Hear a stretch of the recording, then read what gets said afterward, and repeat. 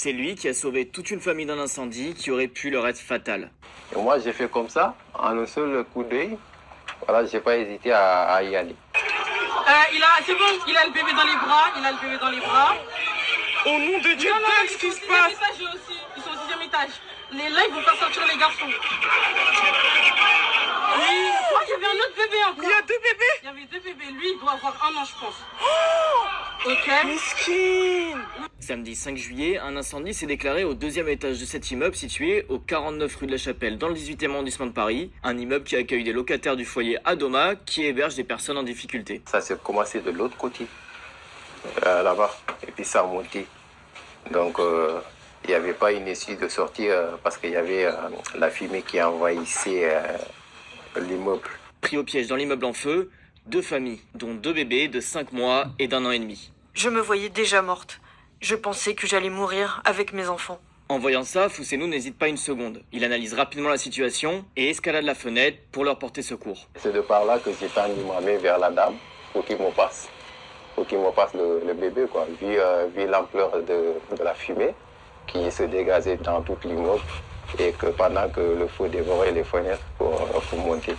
Voilà, ça pouvait les asphyxier et tout, voilà. Et tout simplement, quoi.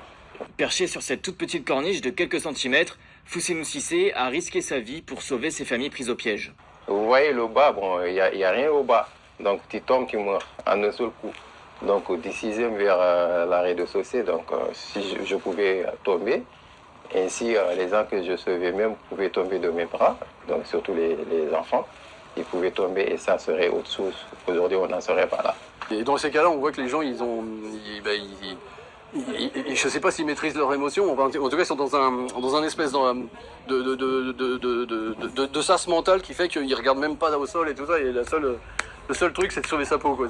C'est impressionnant. Et les pompiers sont arrivés peu de temps après, hein, mais en tout cas ils étaient pas là, et de toute manière s'ils étaient arrivés ils auraient pu rien faire. Je pense que par asphyxie ils mourraient avant, les gens. Là ils les a sauvés in extremis, là. Les 5 ils sont sauvés. Les 2 familles ont été transportées à l'hôpital Robert Debré, où elles ont été placées sous assistance respiratoire pendant quelques heures. Ce dimanche, seule une poignée d'habitants ont pu être relogés. De son côté, Foussenou Cissé ne réalise pas tellement ce qui s'est passé. Moi-même, j'ai regardé dans les réseaux comme tout le monde et j'ai vu ma tête partout.